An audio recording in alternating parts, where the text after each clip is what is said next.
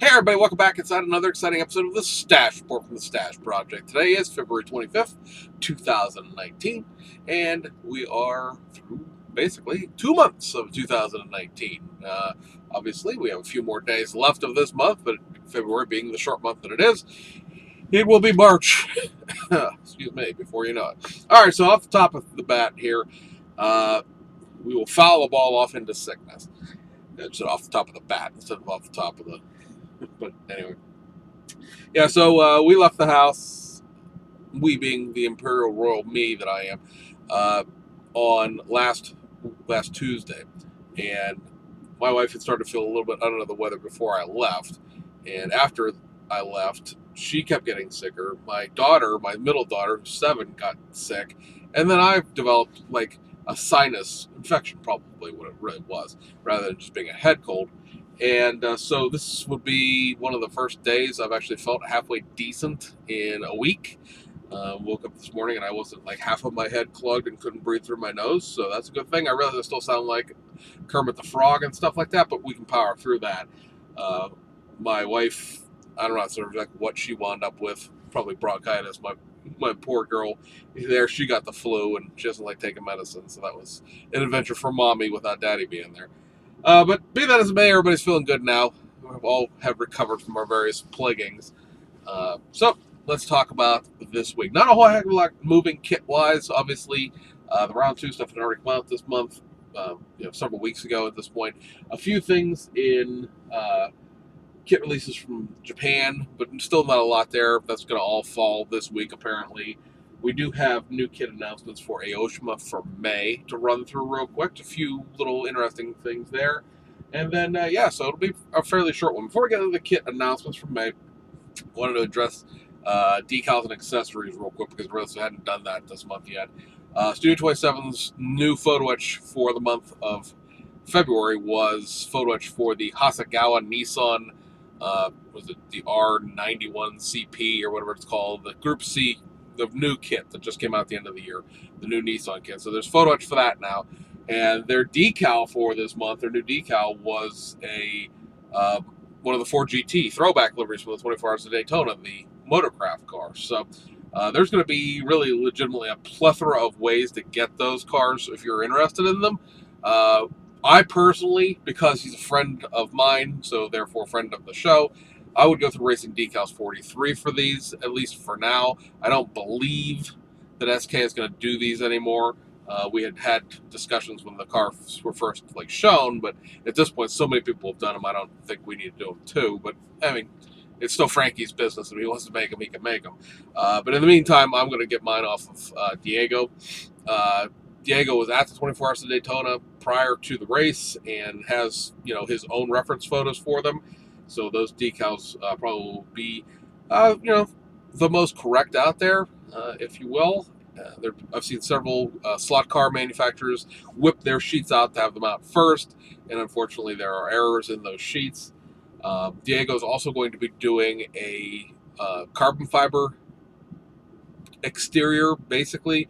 It doesn't include all of the carbon fiber for the cockpit itself, but you really can't really see the cockpit too much once the kit is assembled, but it includes all of the carbon fiber for the outside of the car, the front lip spoiler, the rear splitter, all of the spines on the splitter, basically all the exterior trim, a couple of pieces on for the engine that you can see through the clear bay in the back, because granted, Revell gives you a pretty good chunk of engine back there. Once you build the kit, you close the bodywork over the engine, you never see it again, you just see the part through the glass.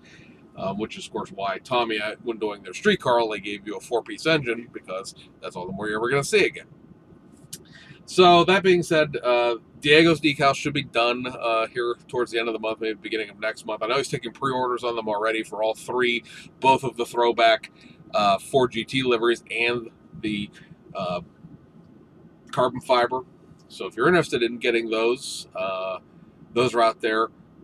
And I said will be available. And the other thing I'll throw at Diego, because he does this with most of his decals, he has permission from Ganassi Racing to actually do the cars. I'm pretty sure he would be the only person that actually has permission from the race team to do the decals. So while that may matter or not to you. I just appreciate the fact that he really does try to go about things the right way and get permission from the race teams to do the decals. So that would be where we're at with that. Of course, Frankie will have the 3 AMGs and the BMW M6, the Farfus car that actually won the 2018 Fiat GT Macau Cup.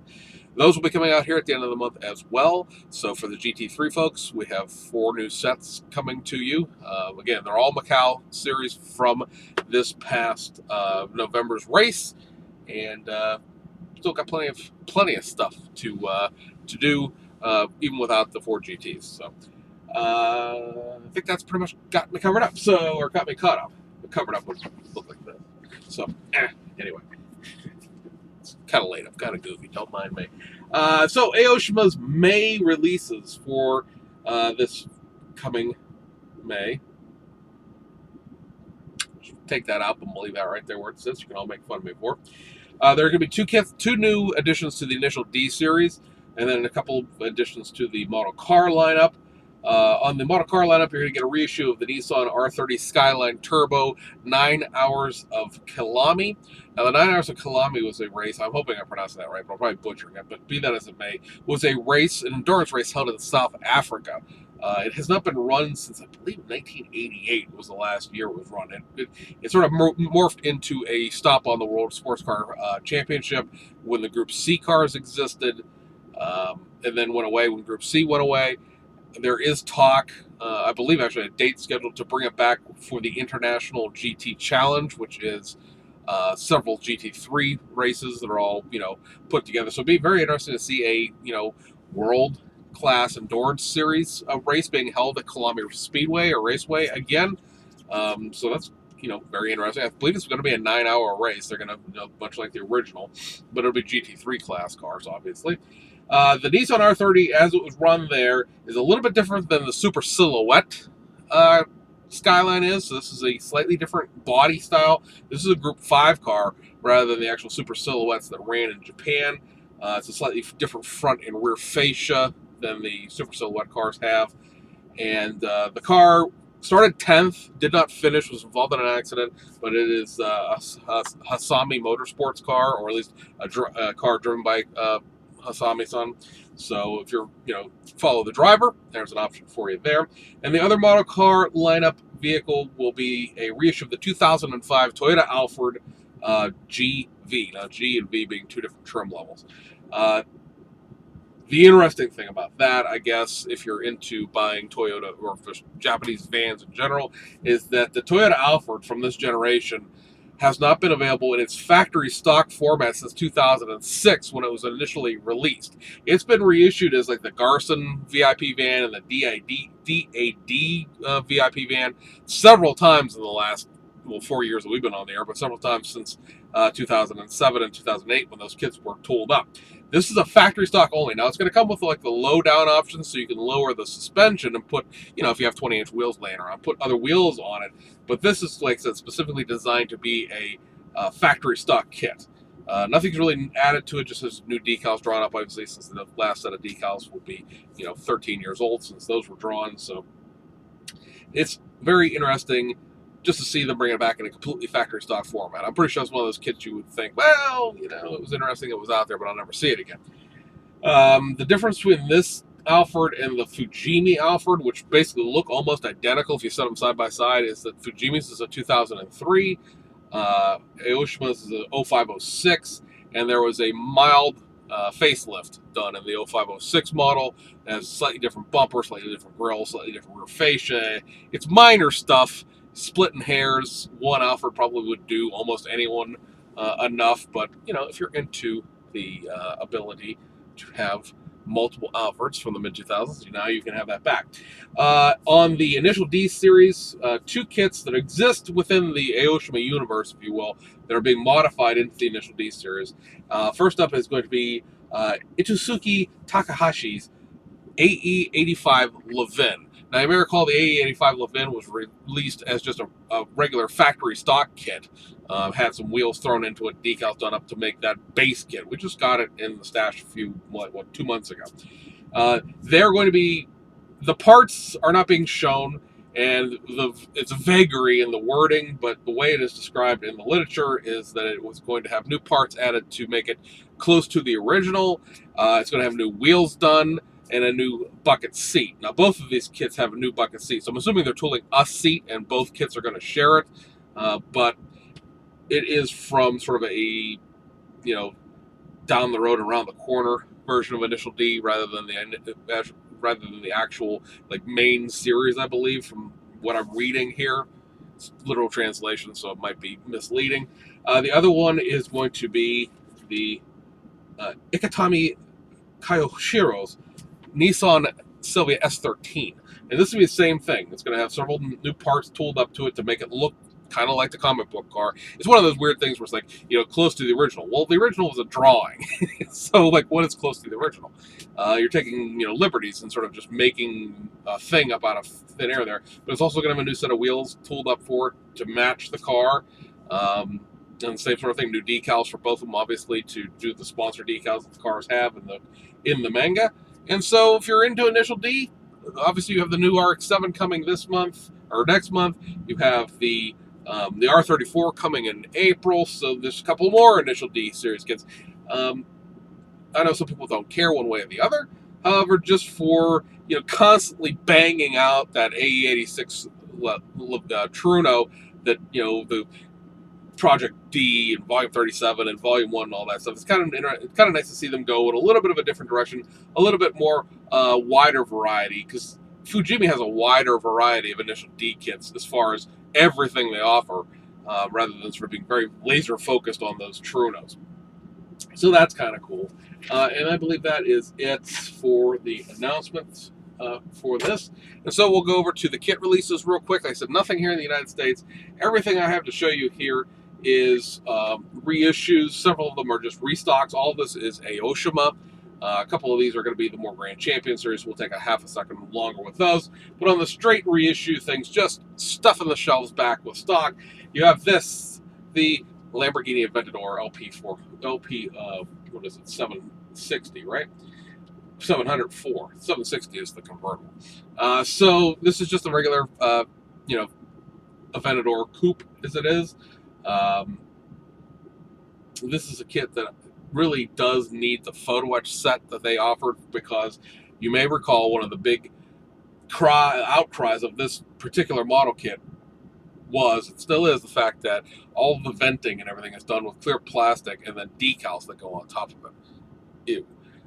Tommy did that with the NSX, and we've seen that become a thing recently, and it's a disturbing thing. I don't understand why, if you're just going to put a blank piece of clear plastic in there with a decal over it, you don't just engrave a piece of plastic and put it in there and just be done with it, because, not only are you tooling a part, but you're also drawing decals. It seems like more expensive. But be that as it may, the photo etch set is back out with that.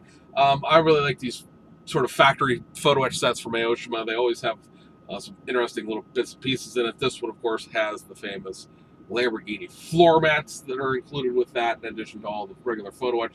So those are always cool. Reissue of the Liberty Walk, Liberty Works. I'm trying to think what the hell this is now. It's a version. I have it written down. There's two of them coming out this month as reissues, and I'll make sure I get you guys the right ones, because I already screwed it up on the recap. This is the version 1.5. It's just a restock. And then you have a reissue of the Nissan President Infiniti Q45 from 1989. This kit, of course, you may recall, since it's not too terribly long since it was reissued, has two bodies, but only one set of interior and chassis. So you got to pick one or the other as far as what you're building, but it does give you a whole spare body. So if you want a kit this interests you for one or the other, you have a spare body for a paint mule, if nothing else. And so lastly, in this video, we're going to talk real quick about these reissues in the More Grand Champion series, because these have not been around for probably 10 plus years, so we'll give these a little bit more coverage. This first one up here is going to be your Nissan Ken and Mary GTR. So like all of the Grand Champion series kits that have been around in the last probably 18 months that they've been running the Grand Champion series and then the More Grand Champion series, this has, obviously aftermarket wheels and tires, fender flares, a custom rear end, custom front end. It's not nearly, quote unquote, as bad as some of the original Grand Champion kits where they were really almost bazooka style. Bodywork, these are a little bit more moderate in their appearance. And then you have this right here, which is the Nissan C130 Laurel. Why wouldn't you need a Laurel in Pepto-Bismol Pink? Why are you even questioning this? Exactly, thank you. So this, of course, has custom wheels. Obviously, a front lip spoiler, rear spoiler, things like that. It's a custom front end. I believe the rear end is custom as well. Custom mirrors. Again, I would call this minorly modified compared to some of the other kits in the series. Both of those are going to be Best Car Vintage GT kind of kits where it's motorized, generic chassis, things like that. It's all about the outside appearance in those. So that, guys, will wrap up this video. Like I said, not a terribly long one this time. Fortunately for me, because already after 16 minutes, I'm already like, so I'm going to cut it short before I lose my voice, and hope you enjoyed it. We'll be back in a couple of days with the March release video, so you know what to buy next month, and we'll see you guys on the other side.